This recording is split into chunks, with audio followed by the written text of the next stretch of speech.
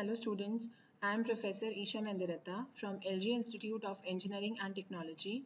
In today's video, I will be discussing the second and the most commonly used method for the generation of ultrasonic waves, and it is known as a piezoelectric method, piezoelectric oscillator. Let us see what exactly this method is. Before studying the construction and working, let us discuss what is piezoelectric effect. What do you mean by the word? The word piezoelectric here symbolizes conversion of piezo, that is pressure, into electric charge. There are some materials which are very commonly called piezoelectric crystals. These materials, when they are pressurized, they will be generating electricity. Some common examples are quartz, Rochelle salt. So these are the crystals on which you apply pressure and as a result they give you electric charge. In this case, in this diagram, I have tried to show the example of quartz, which is a combination of silicon and oxygen. So this plus, the bigger circle indicates silicon atom and the smaller circle indicates oxygen atom. So this portion, the red color indicates the cross section of the crystal, which is a hexagon. So suppose the condition says no stress or no pressure is applied in this case. So you see no electric charge. Next, if you apply a pressure, now pressure means the force applied per unit area. This pressure can be of two types. If the pressure is outward, like you see in the second diagram, the force is being applied outward on the opposite faces, so we call it tension. The second type of pressure, the force is being applied inward. Can you see here inward force on the opposite sides? We call it compression. So in this case, if tension is applied on two opposite faces of a quartz crystal, you can see that the other pair of opposite faces shows charges developed.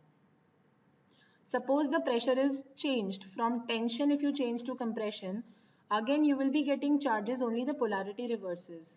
The upper side was positive in tension, the upper side is negative in compression.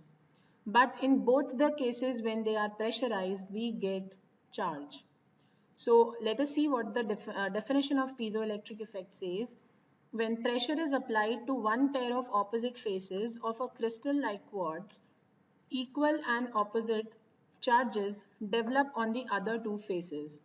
This phenomenon is known as piezoelectric effect. You know that the converse, the inverse of this effect is also true, because you know that ultrasonic waves are a result of vibrations. These vibrations should be the output. So definitely piezoelectric effect is not the principle which is used in piezoelectric oscillator.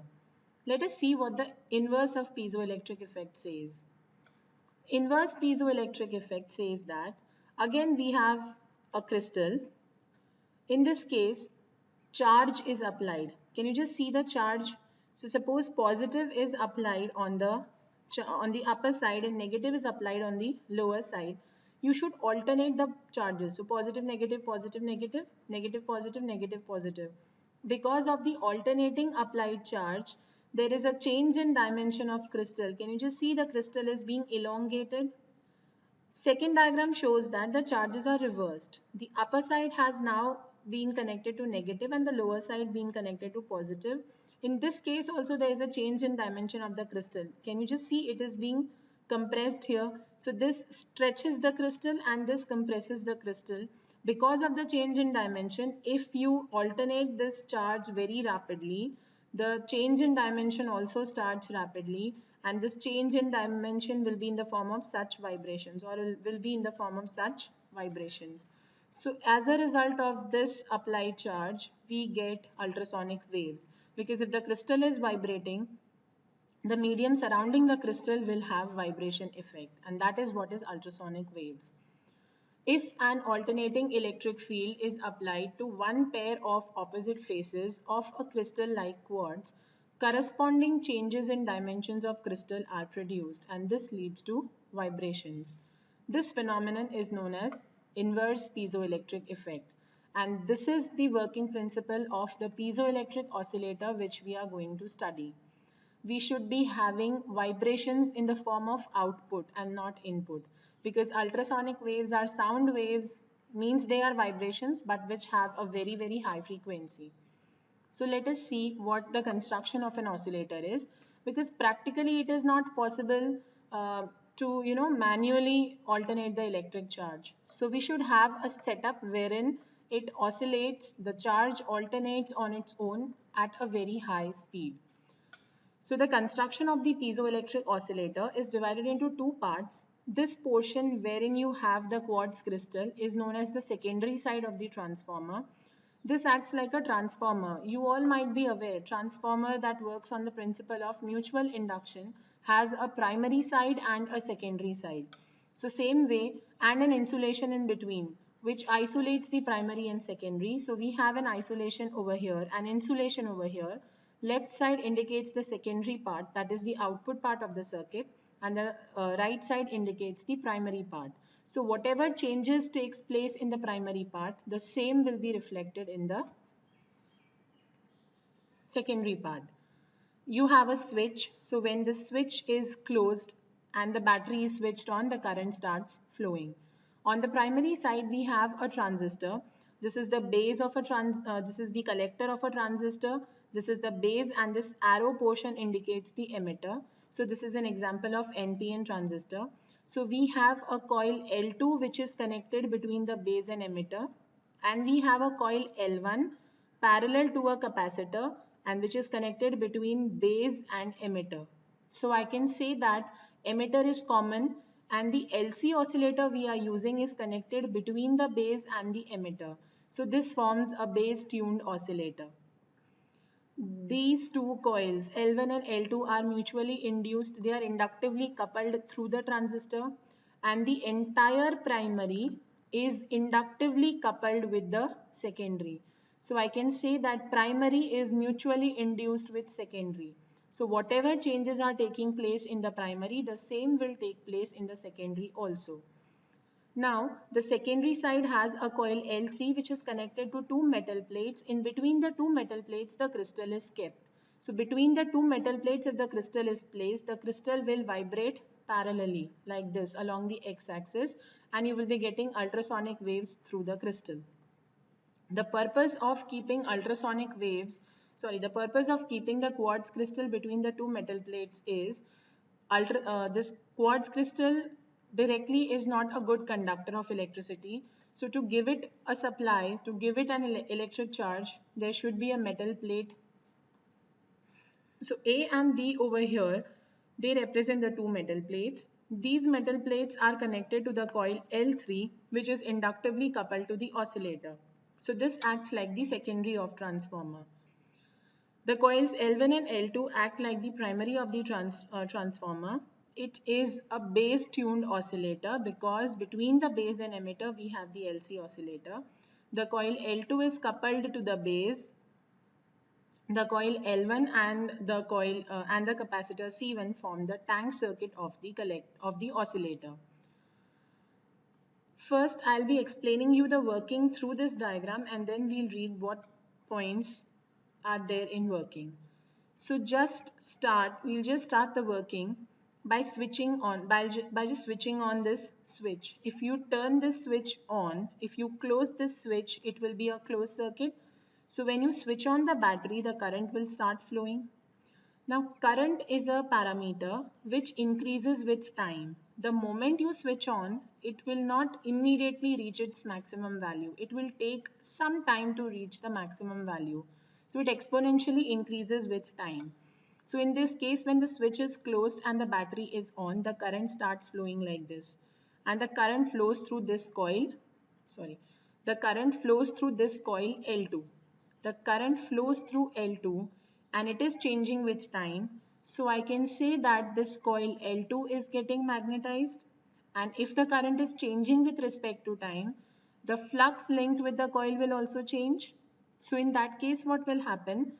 If there is a flux change in L2, because L2 and L1 are mutually induced, there will be an EMF generated in L1.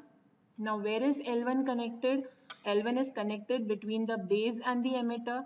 So there will be an EMF between the base and the emitter. You know that the EMF should be 0.7 because that is the value of a PN junction diode. So if this EMF is generated, I will say that my positive plate, the upper plate of capacitor will get positively charged and the capacitor will start charging. I'll repeat this point again. You switch on the battery, close the switch on the battery, current starts flowing through L2 and this current is increasing with respect to time. Because there is an increase in current, there will be increase in flux, change in flux. Two coils in which are mutually induced, if one has a change in flux, EMF will be induced in the other. So EMF will be induced in L1, which is connected between base emitter. Because of this EMF induced, the upper plate of capacitor will get positively charged and the capacitor will start getting charged. Because primary and secondary are mutually induced, if upper plate of capacitor is positive, the metal plate A will also be positive. I hope till here it's clear. Now, the current which was increasing will become maximum after a short time. So now the current is constant. So flux is not changing. So because of this flux only the EMF in L1 was created and now this EMF starts decreasing. So there will be a negative charge in the upper plate of capacitor and the same negative charge will come over here. Because there is a negative charge on the upper plate, what will happen? By this time the capacitor is already charged. So now the capacitor starts discharging. Because it starts discharging, it will discharge through L1. So again you will have positive charge on L1, positive charge on the upper plate of capacitor. The same positive charge will be there on A, that is metal plate A. Again, when the capacitor is completely discharged, there will be a negative charge. So there will be a negative charge here. Then in the fifth cycle, again it will charge. So a positive here. Sixth cycle, again when it discharge, negative here. So you can say that there is positive, negative continuously being alternated on metal plates A and B. And this this alternating charge on the metal plates leads to the corresponding change in corresponding change in dimensions of this crystal, due to which the crystal will start vibrating. Getting it? So it is because of the change in current, it is because of mutual induction between L1 and L2 that you have in one cycle charging of capacitor leading to positive on A, discharging of capacitor leading to negative on A. And this is how the charge on the primary changes, which leads to change in charge on the secondary also, because they are mutually induced. Now let us see the working of this. So the working says that when a high tension battery is switched on, the oscillator produces high frequency alternating voltages. We have an LC oscillator connected. So the frequency of the LC oscillator in our case is given as 1 upon 2 pi under root L1 C1. So this is the frequency which is produced by the LC oscillator. Here we have C1 as the variable component. So this C1 can be adjusted with respect to the frequency of vibrations. Due to the transformer action, oscillatory EMF is induced in coil L3. Because it is induced in L2 and the same is reflected in the secondary also, we say that oscillatory or alternating EMF is induced in coil L3. This high frequency alternating voltages are fed on the plates A and B, and between the plates A and B we have placed the crystal, which will have change in dimensions. Inverse piezoelectric effect takes place and the crystal contracts and expands alternatively. The crystal is set into mechanical vibrations. The frequency of these vibrations is given as, you can say, N or F. Generally, both the terms denote frequency, that is equals to P upon 2L under root of Y by rho. What exactly is P here? P indicates, where P is equals to 1, 2, 3, 4. If I say P is equals to 1, my crystal is vibrating in the first or the fundamental mode, so maximum vibrations. If P is equals to 2, it is first overtone. So it's like, just imagine you have a rubber band, hold it between the two ends and then just give a jerk. You see that at maximum, it vibrates with maximum oscillation and slowly they decay. So the maximum oscillation you see or the maximum vibration you see corresponds to the fundamental mode. Y is the Young's modulus and rho is the density of crystal and T is the thickness of the crystal we use. Now, you know that there is a resonance condition achieved. What do you mean by the term resonance? Resonance in general meaning, I can say resonance relates to matching of frequencies. In our case, we have two different types of frequencies. One is the frequency of vibration, that is equals to P upon 2L, or we can write P upon 2T Y by rho. And the other one is the frequency of this LC oscillator. So when both the frequencies match, we say that the condition is resonance. And what happens at resonance? At resonance, the rod will vibrate rigorously, that is very rapidly, and that vibrations lead to generation of ultrasonic waves from the two opposite phases. So we can say that the equation of resonance is 1 upon 2 pi under root L1 C1 LC oscillator, and is equal to P upon 2L under root of Y by rho, Young's modulus and density of crystal. So this condition represents resonance at which ultrasonic waves will be produced. Let us just discuss what are the advantages and disadvantages of this method. So advantages: ultrasonic frequencies as high as 5 into 10 raised to 8 hertz, or you can say 500 megahertz, can be obtained using this method. The output of this oscillator is very high. Compared to the earlier one we discussed, that is compared to magnetostriction method, this oscillator will give high output. This is not affected by temperature or humidity. A crystal is not a magnetic material. Magnetic materials get affected by humidity and temperature. Their magnetism changes. But in this case, we are using a piezoelectric crystal which has no effect of temperature and humidity. So what happens? There is no effect of temperature or humidity, and that is the reason the output is not affected by such conditions. But what are the disadvantages of piezoelectric method? The cost of the piezoelectric material, the cost of piezoelectric material quartz is very high, and cutting and shaping of quartz crystal is complex, because if it is not shaped or cut properly, you will not be able to keep it between, you will not be able to bring in the corresponding changes in dimensions, and then the proper vibrations won't be achieved. So that cutting and shaping of crystal is complex. This is all about the topic piezoelectric oscillator. Hope you have understood. Thank you.